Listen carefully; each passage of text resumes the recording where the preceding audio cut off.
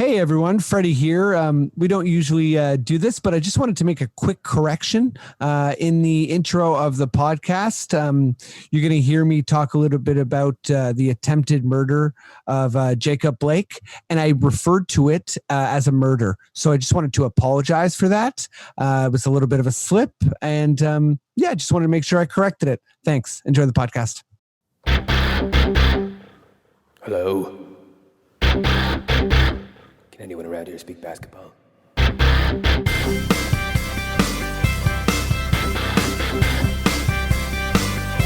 it is. It's the Confederacy of Dunks Basketball Podcast.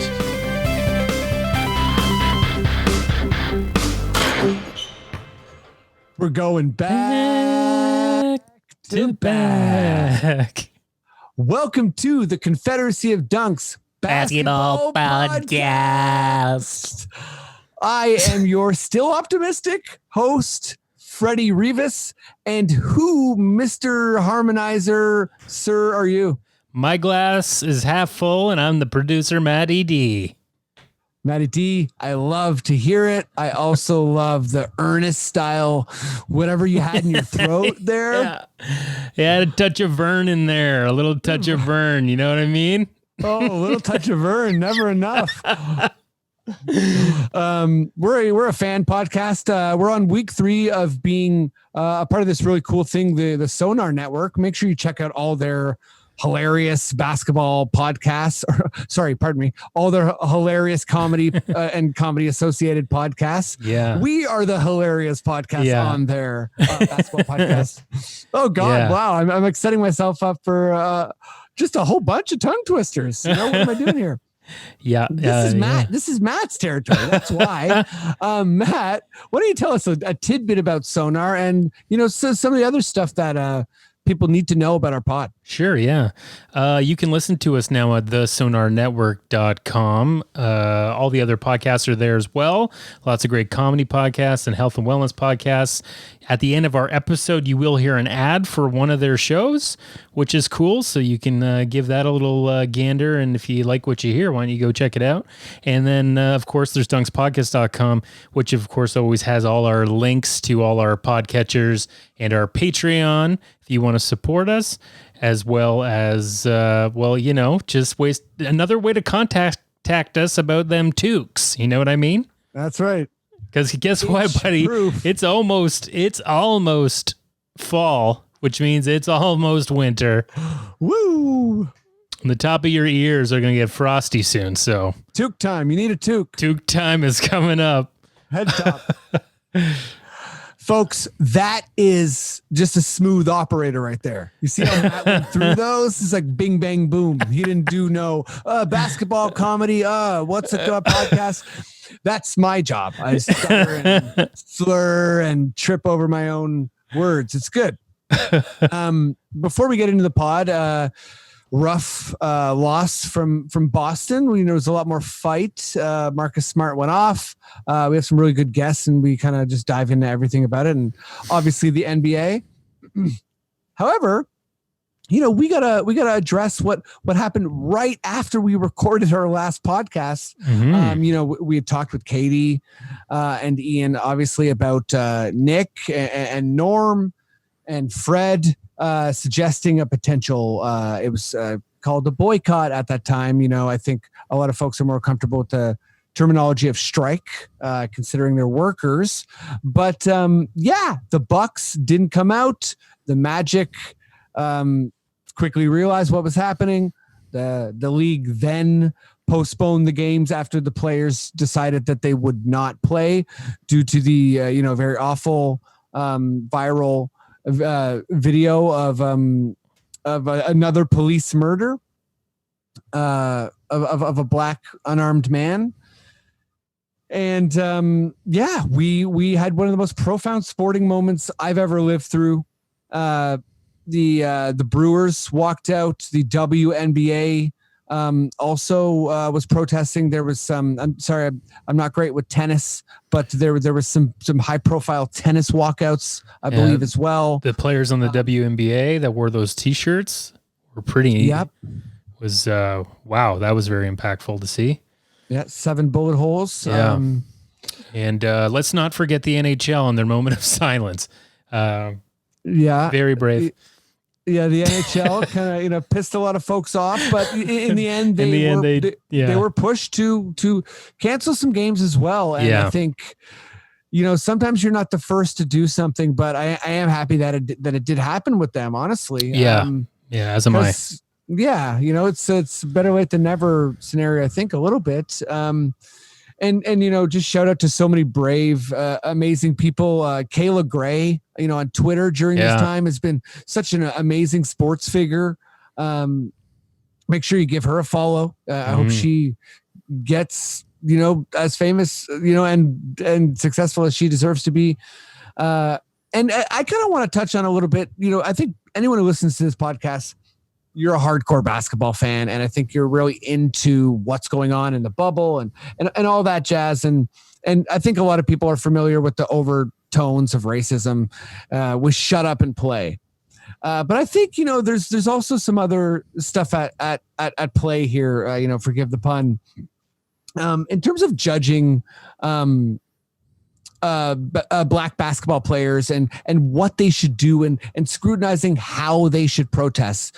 It's been fairly problematic for me to kind of hear this, they shouldn't play. If they do play, here's what they should do. And it kind of bypasses this act of bravery and this idea of this is the platform they have and this is how they're using it. And also I was saying to Matt a couple minutes ago, they're playing chess. Don't forget that. And a lot of people, their first assertions are checkers based ideas. The NBA players, they can stop and start this thing to mirror the entire U.S. election cycle if they want to. They have the owners where they want them. They have the fans where they want them, and they have America and the world where they want them, and not where they need them. Black people need so much more help from, I think, the general public. And it's a shame that the players have to do this. It's amazing. And it was so incredible to experience. But I think I don't enjoy hearing the tones of they should not play. Cause I think it's a little bit short-sighted. And I think it's kind of spoken with a tone that's, it doesn't sit well with me. Sorry, Matt, a little bit of a rant, but no, it's great. Overall, really inspiring, really cool. And I'm glad, and some major things happened. We should mention the good stuff too, right? Yeah. They got on the phone with the assistant attorney general of Wisconsin. Huge. About the murder of Mr. Blake. Also all the arenas being used, I guess when they can for either voting registration or voting. And I think also the expectation of much more to come. Mm-hmm. I know a lot of people wanted them to hold out to get more. And it's no, this is a conversation. There's an ebb and flow here, and they're using the power they have, I think, in the perfect way. Mm-hmm. Well said. Thanks, Matt. I feel like I'm going full speed here, but there's a lot going on. There's a lot of feelings, for related to basketball, and it's painful to watch this senseless violence. So I'm proud and excited that the NBA players use their platform the way they did. But let's jump into some basketball talk, shall we? If you're feeling like we're good to go, please give me the okay. Okay.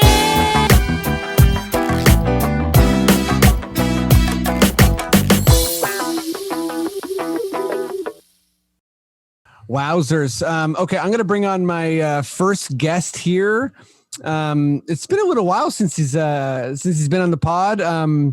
I think he's holding up all right. He's looking good. He may or may not be in a closet right now. I don't really know the exact details, but he's amazing. Give it up for your boy Brian, aka Brian Kimmel. What's up? What up? Lit. Thanks for joining us in this kind of. It's a bit of a tough time, but I feel like we're all, me and you are already in the same space of there's some resilience popping up. Sure. Yeah. Okay. Maybe not. Social isolation. Yeah. A little social isolation resilience. Speaking of isolated, my brother, who normally lives about a 7-minute walk from me, is shooting a TV show in Newfoundland. So he's very far away, and not just that, he's, I think, also very much alone in the place he's in Newfoundland. So yeah, give it up for my bro Miguel Rivas. Hello. Do I have music? Is it playing? There it is. Oh yeah, that's your blobby samba. The blobby samba, baby. Hello. I'm in Newfoundland. Yeah, the Big Rock. I'm on the Big Rock. Thanks for joining. I hope I'm very bored over here, so I'm glad to talk to you, fellas. Good. I hope you're kind of holding up all right. This is, it's always a tough time in a moment like this, but I think without further ado, let's get right to it. Maddie, if you got a Raptor sting, we need some optimism right now. So give it all the gusto you can, please. All the sound Foley. Maddie, would you give it to me? Raptors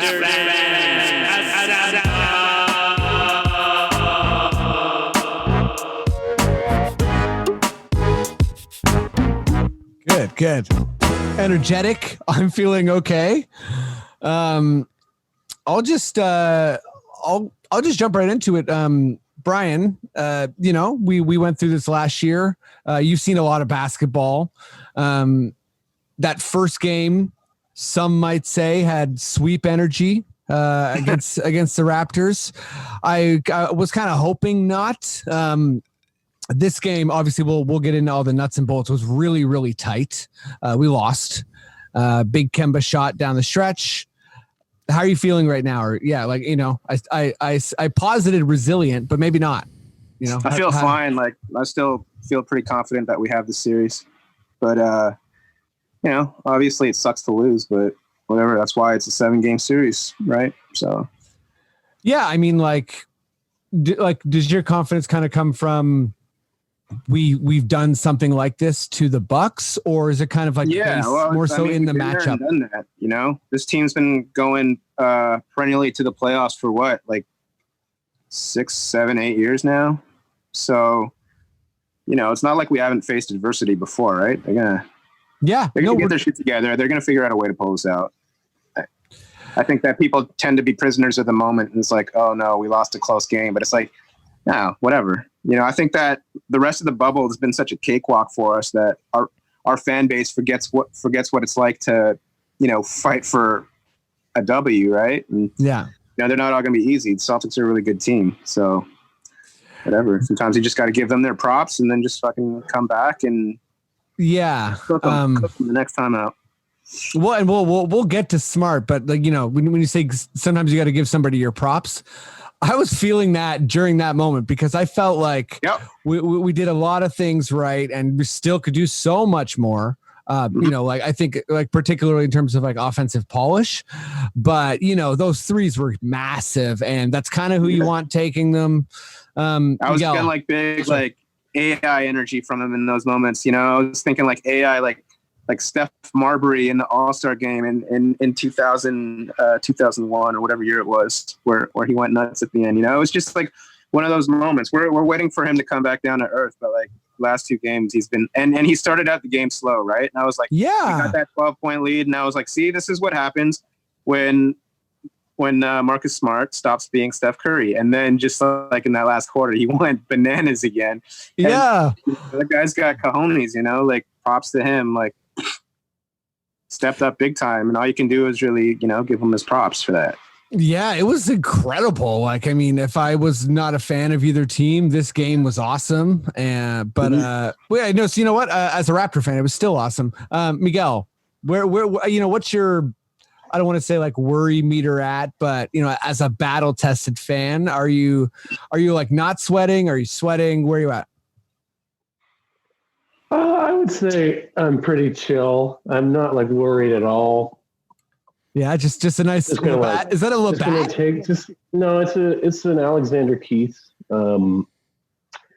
I would say that I am a bit worried. I wouldn't say I'm like despondent or anything. I feel like I've feared Boston for a long time this season, heading into this playoff matchup. I didn't buy the narrative of the bubble game against Boston being some sort of like trick game where the Raptors didn't reveal what they were going to do or something. I feel like there is a huge problem against Boston. This is the hardest matchup out there for the Raptors, I really feel like. And I wouldn't say that I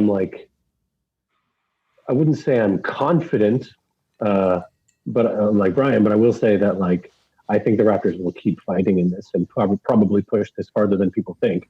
But now I'm just in the like worried mathematical zone of like comebacks from 0-2 are friggin' hard. They're friggin' hard. And it's like now the Raptors have to win 4 out of 6 to advance. And it's like they absolutely can do it, have done it. They literally did it last year. But it's like, what an uphill battle they just presented for themselves. But specifically, if you just looked at this game in isolation, I wouldn't be that pissed because it was a really like competitive, close game. Yeah, I think short of OG having some kind of like hot shooting early on, this game gave me a lot of confidence as far as like where I think this series is going. Like you, Miguel, there's a thing in the back of my head having that mathematical thing. I'm pissed at how flat we came out game 1, because I thought this was going to be such a tight series and I kind of expected every game to be like this game. So that's a bit of like a shit, but I don't know. I feel like we've already kind of figured out some things that I think are going to continue to go in our favor, particularly like watching Stevens kind of reactively take off Tice for Grant Williams. And even though Grant Williams was good, that to me kind of showed that like their confidence is really in like about 4 or 5 guys. And then after that, they're a bit shaky and our confidence goes a bit deeper. And even some things like seeing a little dash of Boucher here. And I think the Celtics are tough, but I don't want to be like one of these guys where it's like, we're going to hit our shots one time, but I do feel like we're going to have some breathing room in 1 or 2 of these games. But we'll also need to win some tight games too. So I'm confident, but kind of pissed, I guess. I kind of unfortunately think tonight was an example of what a breathing room game might be like. I don't think the Raptors are going to be able to go up 20 plus on Boston. I feel like they're going to have to get up 12 and kind of manage that kind of thing like they did today down the stretch a bit better. Like I don't know. They weren't dominating the game, but they were like in charge of the game for a long time. And they proved that they can do that. But so they got to ride that out rather than being confident that they're going to blast them. Because I just don't see us blasting them because it would require a real takeoff in the transition game. And it would require that combined with a wild 3-point shooting game. And we know a wild 3-point shooting game is coming, but I'm not sure that the fast break game is coming in this series. I don't think you can count on that showing up. Yeah, I think you might be right about the fast break, but I do feel like we're due for like a hot shooting night from Norm. And maybe Pascal on the same day type thing, or maybe like a bucket or 2, or a 3 or 2 from Mark, maybe a hot Kyle shooting. Like I think there's a lot of potential. Like one thing I think Nurse figured out tonight was if you relentlessly drive to the rim against this team, they have no rim protection, and that does break their defense down. Like I thought, there was a lot of clunky Pascal plays. But just overall, the aggression heading towards the rim, like that's the way to beat this team. And I think we're overall deeper and stronger and taller and can wear them down. I already talked a little bit, was smart about Brian, but Miguel, what's your, wait, no, sorry. I want to frame this question around, jokingly, obviously. Please say 5 bad things about Marcus Smart, since he hit 5 big threes in the 4th quarter. Well, he ain't too smart, so his name is a misnomer. I'll take that away from him. Cheers. I think that he could use a haircut for sure. Okay. I think his hair is a little bit overgrown. Cheers. I think that he wears on his sleeve that he just wishes he was Kyle Lowry. So he's a little bit of like a suck up that way. Key point. So like, grow spine. And also, I think that he's got a stubby neck, Okay. a real stubby neck. Was that 5 things? It was close enough. I think it was like in the spirit of the question. Brian. And maybe the last one was off base, but you know what? I think they're all probably off base, but it's hard not to give this guy his props. So we got to take him down a little bit. Brian, do you have, 5 bad things to say about Marcus Smart? I was going to comment on his like scruffiness in the bubble too. I don't know. It's not really a bad look though. It kind of works for him. I know it does kind of work for him. He looks kind of cool. I agree. He didn't shoot 100% He looks good. on the floor tonight. So yeah. Okay. so there you go. Yeah. No, honestly, I don't really have anything bad to say.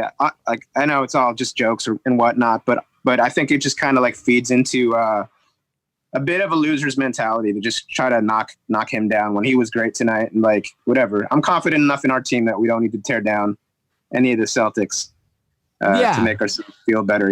Like we'll bounce back, fine. I think. And Marcus Smart, like he played like the game of his life tonight, and like good for him. 2 games in a row that really were impressive. 2 games in a row. He's got to regress back to his norm, right?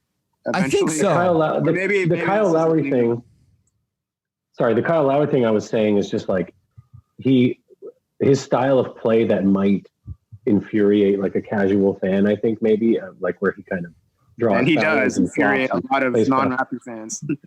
That's Lowry to a T. So like you can't really get mad at that if you're a Raptors fan and praise Lowry's style of play. Oh, and that's the thing that I like all game, like in our thread we had going, where everyone was talking about like, oh, he flops so much, like he's doing everything that Kyle does. Like, yep. I couldn't in good conscience like criticize him for doing the same stuff that Kyle does for us to gain a competitive edge, right? 100%. And I thought that was like, Nurse also, I feel like with our team and with Kyle and with Fred and guys who like are good at like using every inch, they could see what he tried in that late sequence with Pascal, where he tried to draw the contact and then kind of like flop to the side. Yeah, it was a little OD because it's like P going away from him and him going into P and not even looking at him. Like that was a little much, but but it was a good at first I was like, oh no, this is a bad challenge, but then it was actually ended up being a really good challenge. Yeah, I mean it was a pretty egregiously bad call. So it was emphatic too. Yeah, but I mean, also I find that like I know like a lot of our fans aren't really fond of Tony Brothers, but I don't know. I don't have a problem with him personally. I think that he just kind of wears a crotchety expression on his face all the time. So whenever a call goes against us, people like make that connection and think that he like hates the Raptors or something. But I don't think he does. And like Zach Zarba, I think is generally one of the better refs in the league. And I agree. Corbin too. Like I think that the officiating crew tonight was one of the better crews they could put together really for a playoff game. So I mean, the calls were perfect, but it's a tough game to ref. And like definitely, like I definitely think the last game was like far worse. In me how too. It was called, but even though I agree, like last game was far worse, and you could tell that the reffing team did a much better job tonight. It's like even though the reffing was quote unquote bad or whatever you want to say last game, it wasn't. And the reason the Raptors lost was not because. Well, I mean, Ed Malloy is just bad at his job. Fair enough. But even still, the Raptors lost because of the way they played. They didn't. Yeah. The refs didn't help or whatever. But I never like to fall into that narrative of blaming the referees because this is the toughest sport to judge. A, and B, it's you can overcome it with play, like you really can. And the Raptors just played so bad in game 1, and it was their fault. It was no one else's fault. I didn't like the kind of like. Well, there was a tight whistle, but that wasn't to blame. I feel like with this team too, we really benefit. We're a tough team, so early on when we got the read that we weren't getting a lot of calls, I think we settled into that and was kind of like, okay, well then we'll score anyhow. Like we can win without getting calls. Whereas the first game was tougher because like when it's a delicate whistle, it's just tough for a guy like Pascal to play defense and kind of like, we're a really active handsy team, and it's tough to kind of dial that down. But Miguel, let's go to Pascal. I thought he played incredible defense tonight. I thought he, showed a lot of nice aggression. Let me just read out his line here. So 17 points, 8 rebounds, 6 assists, 3 steals, 1 block. I think he had 20 points, didn't he? It was OG. OG had 20 points. Right. Oh, yeah. He shot 37% from the field, hit that 3 to end the first half. People are pretty on him as far as, being the number one guy. I'm not sure if we need him to be the number one guy that a lot of the other teams have. Like, I think the Raptors are a bit of a utility team, but how are you feeling? Do you feel like he's struggling? Do you feel like he's not rising to the moment?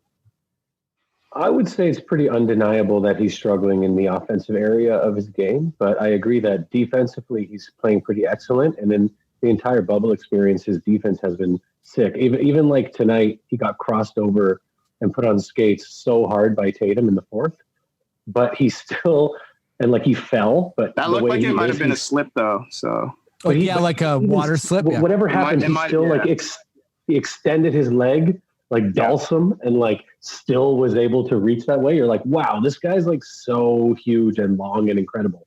Mm-hmm. But I think undeniably, statistically, you can just look at the numbers. Like, his scoring is down, and I think if you think about the Raptors being like, what do the Raptors need from him and from this contract and long term, and that's where the conversation is going to go if the Raptors were to lose this series. But it's like, I don't think they need him to be that in the future going forward, but they certainly could use it in this series right now, having something more of a threat attack. The Raptors right now, the Celtics right now are setting up every defense being like, okay, here's a 5-pronged team that's going to run X and X sequence. But they're not thinking, here's a team that's going to run X and X sequence that's always has this focal point. And I feel like everyone hates to admit it, but the most successful playoff offenses usually have like a main attack weapon. You know what I mean? Just one. It doesn't have to be like so dominant, but you need this one thing that you do. And then you build off everything from that. And I think the Raptors are missing that. And it could be Pascal scoring a bit more, If he was doing 23, 24 points a game, I think that would change this series dramatically. Oh yeah, I mean, I think if he was doing 23 points a game, we'd be having some big wins. And I think what we're kind of missing from Pascal, like just looking down the box score here, like really balanced scoring from the Raptors. So we got Serge with 17, Kyle with 16, Fred with 19, Pascal with 17, and OG with 20. But we shot again 11 for 40 from 3, so 27%. And I think what we're missing is like during the regular season, you could count on like 1 or 2 of those top of the break Pascal confident threes. And I think that part of his game is a bit missing right now. But I'm not. I don't think that it's necessarily in a problem territory. Like if I'm in his camp, and I'm sure everyone there is, I'm just pushing him to shoot more and stay aggressive. Brian, what's your thoughts on I guess Pascal in the bubble against the Nets and now, like just in general, like this idea of him struggling? Yeah, well, I think I mentioned it again in our thread that he hasn't really looked right since he got that contract extension. And so, like, I'm just speculating, but I think maybe he's in his own head a little bit in terms of like trying to live up to that contract.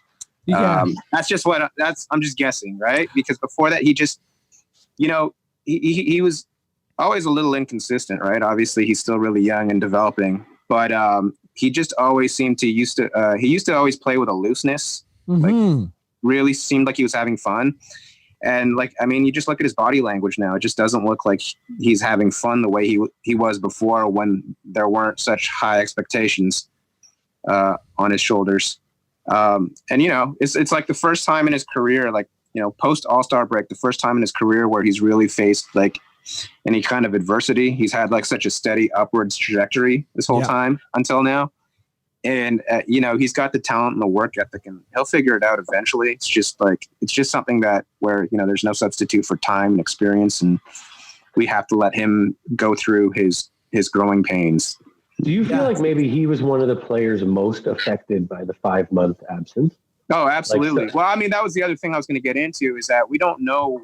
I mean, like, maybe Pascal is mentally totally, relatively fine, but we don't know what kind of effect the bubble is having on people, and Paul George is obviously a big example of that. Mm-hmm. And when you look across the league, when you look at guys like Jamal Murray and Donovan Mitchell and Marcus Smart tonight, like, people react to different situations in different ways, right? So for some guys, they might feel like galvanized by the situation. Like when you look at Jamal the other day with his shoes, with the Breonna Taylor tribute and the George Floyd on the other shoe, he used that as inspiration. Whereas other, some of his peers might feel, more beaten down and gloomy about it, right? So, it's just there's a lot to unpack with the current context of the league, and no telling where people's heads are at right now. So yeah, no, it's a good point. It's a kind of like a complex historical situation they're in, and trying to look at it through solely like a basketball lens is. Yeah, it feels weird. Well, I mean, beyond weird, it's also just like we're getting like a speck of what is going on, and that's kind of what like a basketball podcast is all about, because these are our opinions, and we're kind of taking stabs in the dark, but I kind of feel he's playing with a little less joy, and the looseness, like you were saying, Brian, it's kind of what I'm thinking, because I see his athleticism and he's in shape, and his defense looks like there was that one play where he just took it from Tatum, and it was oh man, this dude's awesome. And actually, I wouldn't mind seeing a bit more of that, of kind of unleashing OG and or Pascal on Tatum. I think Kyle's doing a great job, really, actually, on Tatum, but Pascal, if he's not, if he's using his feet, is just a nightmare to try and move around on. It's Do you know what's something that I've noticed about Pascal too, that you might point to the focus? Just it's just the dribbling. I feel like he is someone who added dribbling well and as an attack later in his game and development, and so it's probably something that he focuses really hard on when he's playing. And when he was really rolling for a good season and a half there, he kind of was dribbling very effectively compared to his previous play. And now I feel like, specifically in the playoffs, not even in the bubble, but specifically in the playoffs, I feel like his dribbling is sloppier than it normally is. And so I'm wondering if that's kind of looks like a symptom of the in his headness that's going on. Because I agree, he looks super fit and rolling. He looks great. But tonight he had a few dribbles that were what is that? What's going on? Yeah, it's just kind of tight. Yeah, no, it's he's not letting the game come to him as much. I think early in the year there was a lot, that sort of the dispute over who was the better player, him or Tatum. They're pretty comparable players, pretty similar skill sets, and the stages of the careers and whatnot. I think right now the main difference between the two guys is that Tatum looks a lot more patient out there. He takes what the offense gives him, right? And sometimes with Pascal, when he gets the ball in the post or something, it looks like in his head he's already made up I've got to assert myself here. It's nah, you don't have to. Maybe you don't end up taking a shot in a quarter or a half, if that's how the flow of the game goes. He shouldn't be afraid to just pass out of those situations if he's got an open teammate. And we've seen a lot of those drives where he gets forced away from the basket and he ends up kind of fading away and missing, and also kind of missing a lot of bunnies too, which kind of hurts. But it's just kind of that's just how the cookie crumbles sometimes, I guess. Yeah, I'm less upset about those. I feel like those will fall somehow. He has such a great work on angles, but I've never thought about it, Brian, in this way, about how Tatum's greatest skill does seem to be patience. Patience, yeah. Really, he's not like a wild attacker, even though he takes over games. He really just like He always looks very in control. Rises up. And I mean, his points, he dropped 30 plus on us. It came so quietly, I was like, what? He had 32 points? Thought he had like 15, but he's getting his points at the line, and that's what Pascal needs to do. Like just pass up on the contested looks, unless it's like a late clock scenario, and trust your teammates, right? Yeah, he was looking. Wait a minute. smooth. Are we being morose? Are we sad? Is there an overall tone here of sadness? No way, not at all. What does morose mean again? Sad, very sad. Is there like a heavy, overarching, raining sadness on all? Maybe of us? Or are we being? It's more of a seasonal thing. It's like we're entering late summer, fall, and that's it. We've got that melancholy vibe is in the air, but that has nothing to do with basketball. I think I saw some of that calm we're talking about in OG. Just the way he was dribbling out of Tatum came flying over him once or twice, and he looked really calm out there. I'm also just before we move on from the Raptors, and Matt, I want to ask you this too, because I brought this up on the pod before, but you don't want to look panicky, and I think you don't want to show any weakness, but is there something to maybe giving, like, Serge is playing more, but maybe, I guess we started well tonight, but I was saying, like, I just feel like with Pascal, I want him to be aggressive. And when Gasol's out there, there's kind of this attitude of like, let's explore a lot of options on the floor. And, with Pascal and, Mark and Kyle and Fred all being our playmakers, I wonder if we just need like a Serge or a Norm out there, like just more of a killer, like someone who's like, I'm only going to try and score if you give me the ball. Brian, I'm going to go to you first. I'm not saying necessarily bring Mark off the bench, but kind of in light of what we're talking about with Pascal, do you think it might be better for him if there was another like attacker on the floor? Well, I think that guy for us is Terrence Davis, but he's too young and to get those looks, right? They don't trust him yet, and he probably needs a couple years before he gets that type of respect from the coaching staff, as far as giving him like a really significant role in the playoff rotation. But when you talk about like certain guys in the league just have that like unflappable sort of self-confidence, like the irrational level of self-confidence. Marcus Smart's one of those guys, and I think Terrence Davis is one of those guys as well. Mm-hmm. But again, it'll just probably be a while before he gets to see that type of role in our offense. Yeah. Norm can be that guy too. Norm's got it sometimes. Matt, how you feeling about, Gasol and kind of like the way he's interacting on offense? Like, do you think that we maybe needed like another attacker out there to start the games? Or I feel like from what I've seen, and watching today, there's just something missing with Gasol, and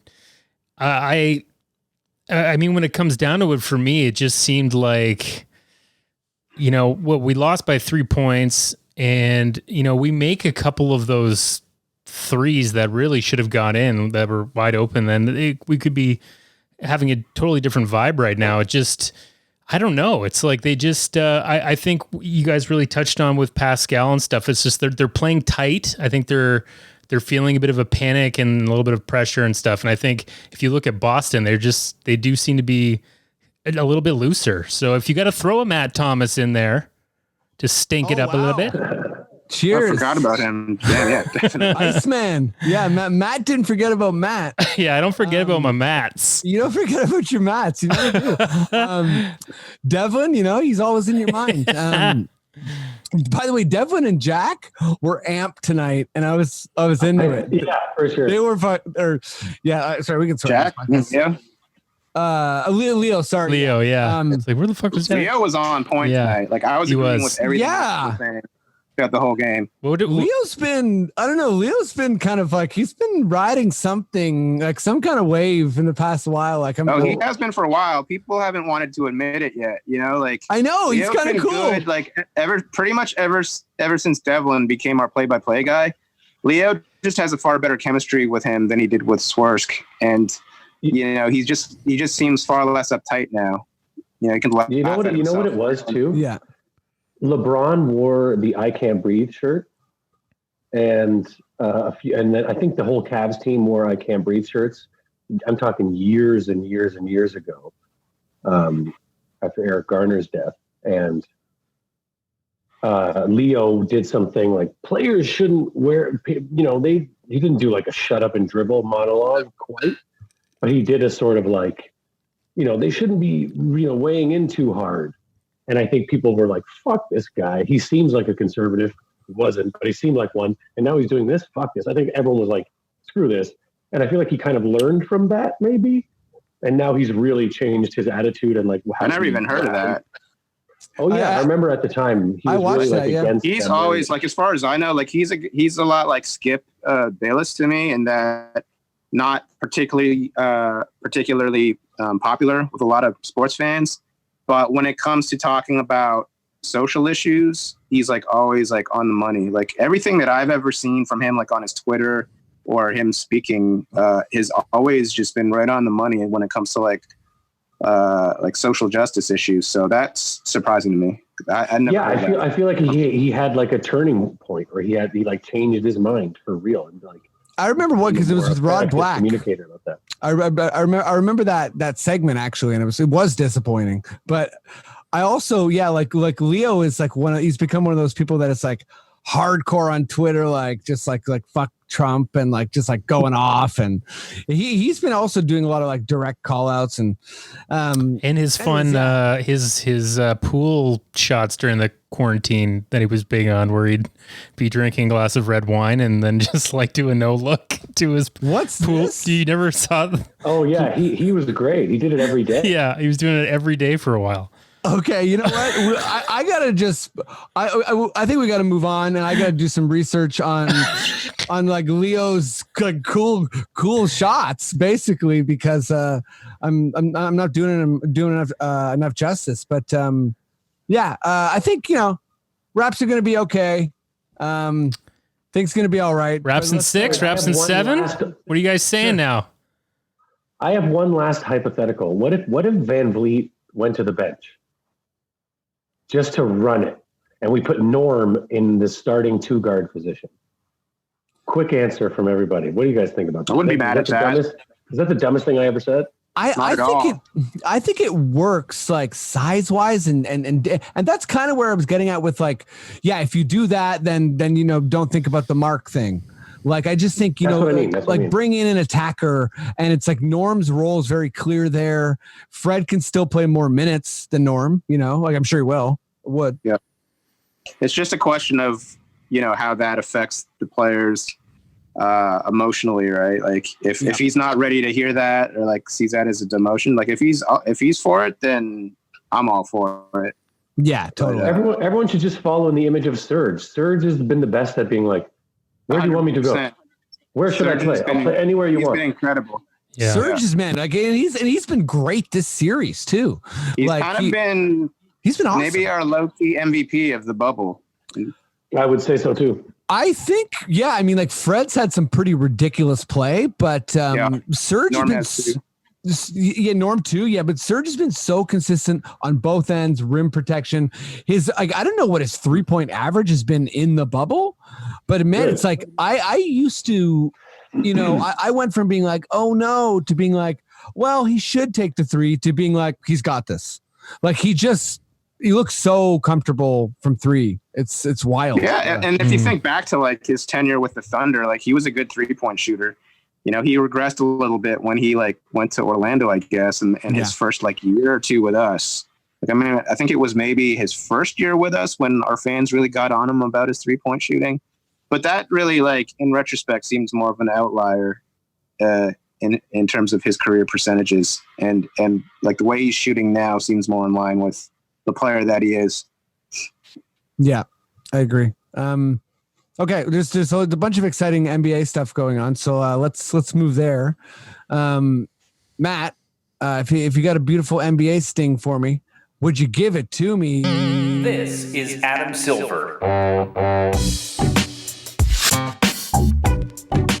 Classic Adam Silver tugboat. So bringing Brian back on the pod. I wanted to bring Brian on, and Graham K, if you do listen, this segment's also for you, but I try not to be too hot takey, but I think sometimes I go down the wrong rabbit holes, and then like one piece of logic starts to justify another, and then I'm kind of like, I find myself a little bit lost. So there's 3 bad opinions.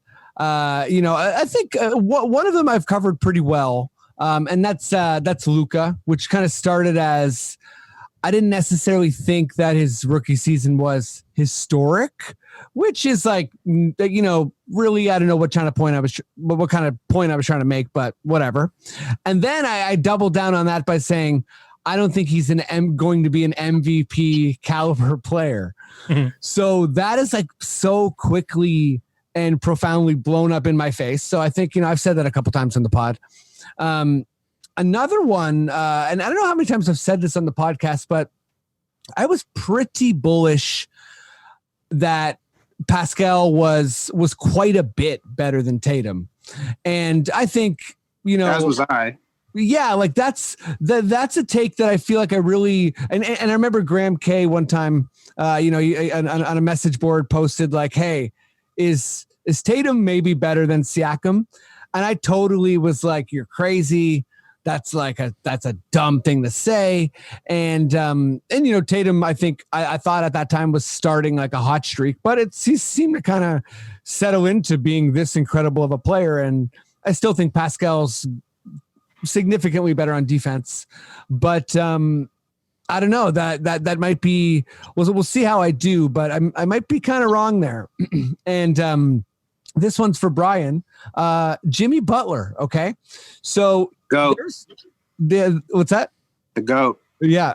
I mean, really, Jimmy, my God. But like, I think just to summarize, like people, I've heard me on this podcast a bunch of times talk about, Philly and the dynamics of their team, and Ben Simmons defending Kawhi for portions of the series. And I did say that I thought Jimmy could kind of get them buckets, when no one else could, but I didn't really think that was like the best way for them to do it. And really, at this point, I'm profoundly wrong, right? Like it's petered off to the point where Jimmy has went to his new place, and and I don't care that Indiana, whatever, Sabonis, doesn't matter.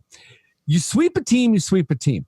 So like his team, and then, even throughout this season, I hung on to some of the like, well, his shooting percentages aren't whatever. I still do have him as like a top 10 player, but anyways, like I'm just to continue elaborating how wrong I've been.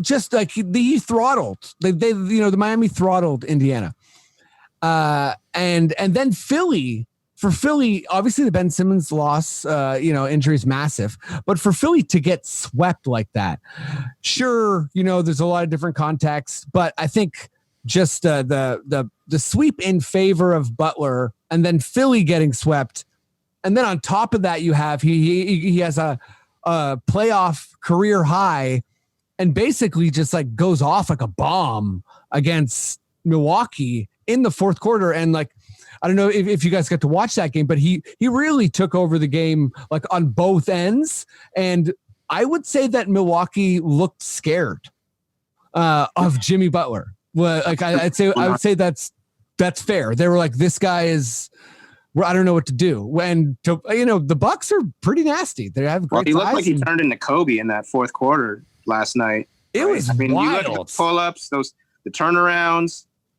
Like I think that might have been the most impressive offensive performance I've ever seen from the guy. And I'm a big Jimmy Butler fan, as you know. Yeah. But my question to you two guys is, and I'll quickly recap these. My top 3 ever, I think, terrible takes was that Deron Williams was going to be better than Chris Paul.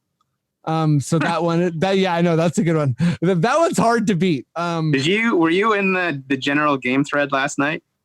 I was not, no. Where I was like, we were watching the OKC Houston game, and I was just like, remember the time Utah drafted Deron Williams over Chris Paul? Yeah, I do. And I hung on to that for like a couple years. And then, I think some of us can relate to this, but I did truly believe it at one point that Bargnani was going to be as good as Dirk. As far as like, whatever. That's a terrible take. It doesn't matter. I know a lot of Raptors fans. I was a big Bargnani guy. But I actually believe, and like looking at Dirk's career. I thought he was going to be amazing. Yeah, but, I know. Okay. There's certain things that you can't foresee, like his poor work ethic, right? Like totally. He had talent. And my last one is that I thought the Melo AI 8 seed Nuggets were going to sweep the 1st seed Lakers with like Kobe, and like it was never going to happen. So I guess my question to you guys is, do any of these current bad takes, like the Butler, the Doncic, and Tatum, are any of those like threatening to be in my like worst takes ever? No. It's all just conjecture at the end of the day, right? In terms of like how people's careers are going to pan out and stuff, and like, what would sports fandom be without hot takes? You know what I mean? Like, hot takes in themselves are like intrinsically kind of just a testament to how awesome sports are, that, that they draw like such passionate discourse. It's true. I love a good hot take. Like, we love like blasting bad hot takes, but like, I'd rather that than not have any hot takes at all. Like, that's what makes being a fan fun, right? Yeah, totally. I have the bad take cycle with Dame. What's my thing with Dame? I always predict that Dame is going to play poorly in an upcoming thing. Like, well, he's going to do bad in this series, or he's going to do bad in the bubble, or he's going to do bad in this game. And I literally joke about it with Roger Bainbridge, frequent listener and guest on the show. And I always be like, no, Dame, I'm out on Dame. And then every time I text, I'm out on Dame, he literally scores like 64 points, and I feel like a stupid idiot. And then I'm like, you know what? I'm back in on Dame. And then he always lets me down at the end. But like, I just keep going through this wash cycle with Dame. Like, he only scores 30 instead of 60. Yeah, he shoots from the 3-point line instead of the logo. Yeah, exactly. Brian, is there like a recent bad take you got? No, I'm always on point with my takes. So yeah, everything's perfect all the time. Pretty much. Hey, fair enough. Okay. Hey man, I called that championship last year, and I got a lot of hate. I called the championship too. A lot of people off the ledge, when early on, especially when we went down 0-2 to the Bucks. But my hottest take that I'll wear as a badge of honor is I was obsessed with Kyle Lowry when he was on Houston. I was like, I was too. Lowry, high five. I was like, he's the high five. I was like, this guy's the fucking man. And then when we got him, I was like, that's our Billups. I remember. Kidding me. Yeah. I was like, I said to Freddie, I was like, this is our Billups. This is the guy. This guy's going to take us so far. He's going to be an all-star, which sounded crazy at the time. And he's going to be amazing. He could be a point guard on the championship team. I used to say that phrase. And like, I just knew Kyle Lowry had that mentality you're talking about, Brian, about like, he has to win. He will not give up ever. I just knew it. I knew it. Okay, guys, let's sorry, go ahead, Brian. I was going to say that him and Jimmy are actually cut from a pretty similar cloth. Both guys that have a very pleasant vibe off the court, like good sense of humor, jokey kind of guys, and then on the court they're like all business and kind of prickly, and people think that they're assholes, but they're not. They're really nice guys that just take their job serious. Oh, and I also was going to say I did have a bad take, and that I at one point thought that Stromile Swift was going to be a really big star in the league, and that didn't really work out. I mean, he could dunk, but Yeah, he hit some wild dunks. But okay, One of the coolest names I A ever couple heard. others.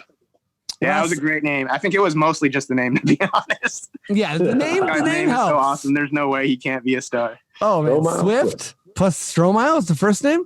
Stromile's an incredible name. That's great. Stro Swift. Wow. All right, let's wrap this up with just a take on the Bucks Heat series.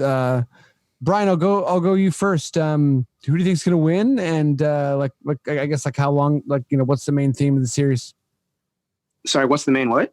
What's the main theme of the series? If you don't want to say 5 games, 6 games, who wins and what's the deal?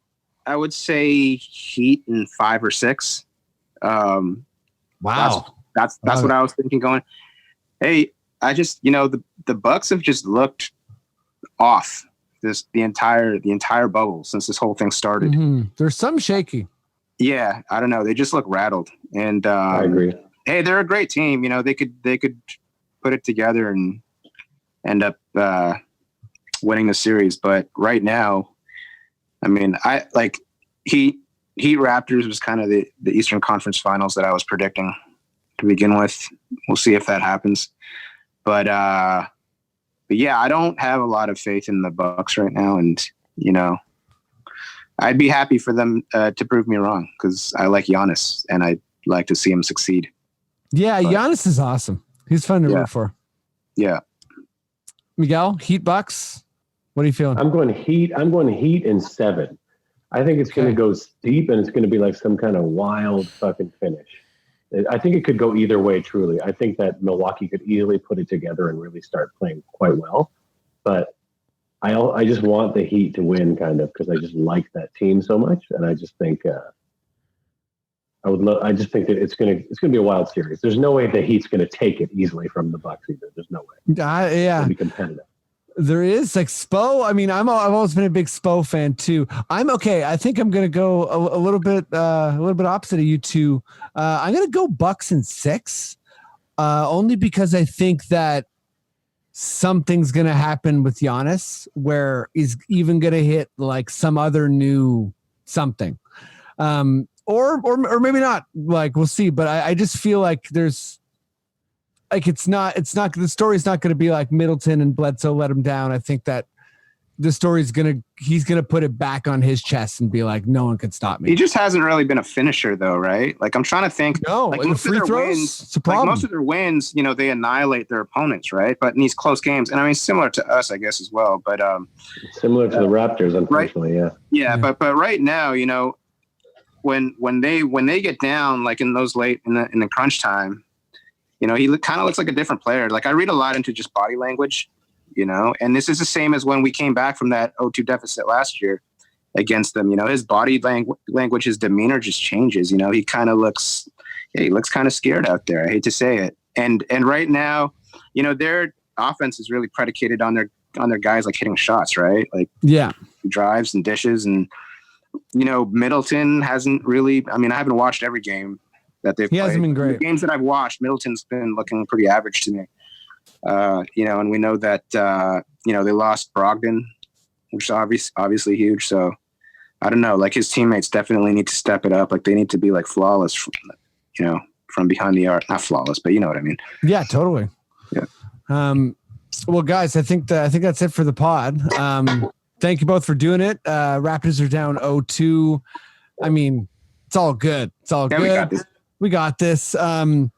Brian, I'll just jump to you. I don't know what you're what you're up to in terms of gigging these days, but if there's is there anywhere people can kind of find you or anything you want them to check out? Well, I played my first gig in 5 months this past weekend. It was for my friend's birthday. Oh, that's awesome. But I've just pretty much been avoiding gigging. I'm still kind of on quarantine.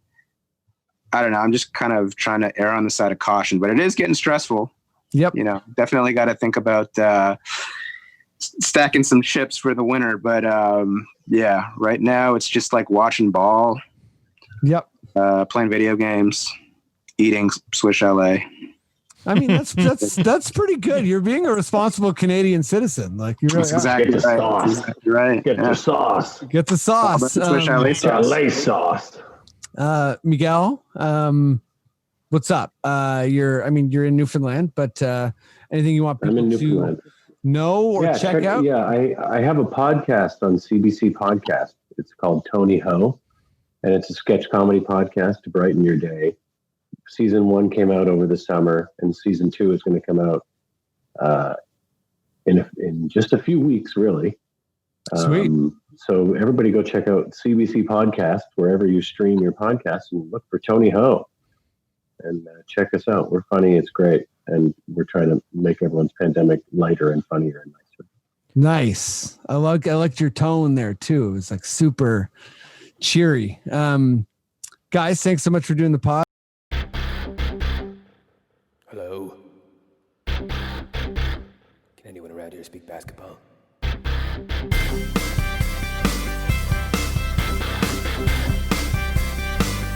There it is. It's the Confederacy of Dunks Basketball Podcast.